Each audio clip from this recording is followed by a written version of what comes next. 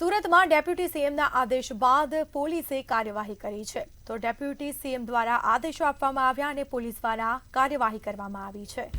સમાચાર સુરતથી સામે આવ્યા, જેમાં નશીલા પદાર્થના કેસો કરી અને કાર્યવાહી કરવા માટે સૂચના અપાઈ।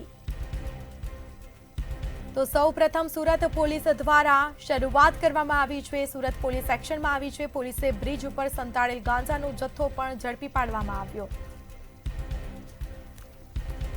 તો કાપોદ્રા પીઆઈ સહિત પોલીસે પિલ્લર પરથી ગાંજો ઝડપ્યો। તો કાર્યવાહી કરી છે, જેમાં નાના પેડલરો છૂટક ગાંજો લાવીને તેનું વેચાણ કરતા હતા। 180 ગ્રામ જેટલા ગાંજાના જથ્થા સાથે આરોપીને ઝડપી પાડવામાં આવ્યો છે। સુરત પોલીસ એક્શનમાં આવી છે। નાયબ મુખ્યમંત્રી દ્વારા નાના કેસો કરવા પણ આદેશ આપી દેવામાં આવ્યો છે।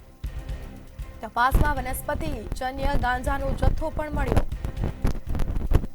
તો ગાંજા સહિત રોકડ 570 રૂપિયા પણ પોલીસને મળી આવ્યા છે।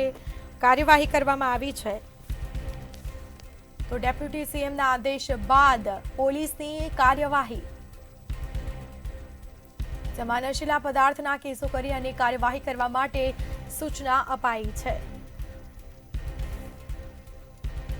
સૌપ્રથમ સુરત પોલીસ દ્વારા શરૂઆત કરવામાં આવી છે। પોલીસે બ્રિજ ઉપર સંતાડેલ ગાંજાનો જથ્થો ઝડપ્યો અને કાર્યવાહી કરી। સંવાદદાતા રાબિયા સાલેહ ફોનલાઈન પર જોડાયા છે। જી, નાયબ મુખ્યમંત્રીના આદેશ બાદ પોલીસ એક્શનમાં આવી છે, કાર્યવાહી કરી રહી છે, શું વિગત?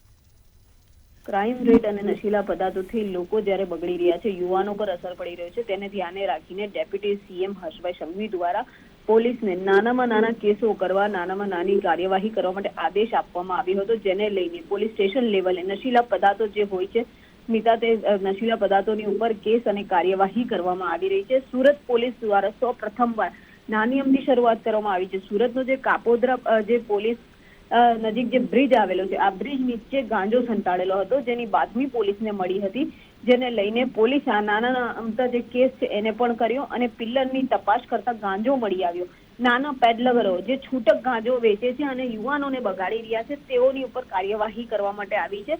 કાપોદ્રા પોલીસે 180 ગ્રામ જેટલો ગાંજો જથ્થો જે છે ઝડપી પડ્યો છે, તેની સાથે કિસમની પણ ધરપકડ કરી છે। બ્રિજની નીચે અંદર સંતાડીને આ ગાંજો રાખવામાં આવતો હતો અને પ્લાસ્ટિકની બેગમાં, જેમ શાકભાજી વેચાતી હોય ને સ્મિતા, તેવી રીતે આ ગાંજો વેચવામાં આવી રહ્યો હતો। એની સાથે જ ગાંજો ભરેલી ખાલી પ્લાસ્ટિકની જીપ્લેમ બેગ, આ તમામ મળીને 570 રૂપિયા રોકડા, આ તમામને જપ્ત કરવામાં આવ્યો છે। દીપક ઉર્ફે સુખો અનિલ સોનવણે અજાણ્યા ઇસમ પાસેથી છૂટક ગાંજો લાવતો હોવાની પોલીસ સમક્ષ કબૂલાત કરી છે। તપાસ દરમિયાન વનસ્પતિજનક માદક પદાર્થનો ગાંજો મળી આવ્યો છે, જેનો વજન 183 ગ્રામ છે। સ્મિતા, આમ કહી શકાય છે કે સુરત ખાતેથી આજે નશીલા પદાર્થો છે, ગાંજો છે, અનેક જે વસ્તુઓ છે, યુવાનોને જે બગાડી રહી છે, જે બરબાદ કરી રહી છે, તેનો સફાયો કરવા માટે પોલીસે હવે શરૂઆત કરી દીધી। જી સ્મિતા। બિલકુલ, આભાર આપનો। તો નાના પેડલરો છૂટક ગાંજો લાવી અને તેનું વેચાણ કરતા હોવાનું સામે આવ્યું છે। 180 ગ્રામ જેટલા ગાંજાના જથ્થા સાથે આરોપીને ઝડપી કાયદેસરની કાર્યવાહી કરવામાં આવી।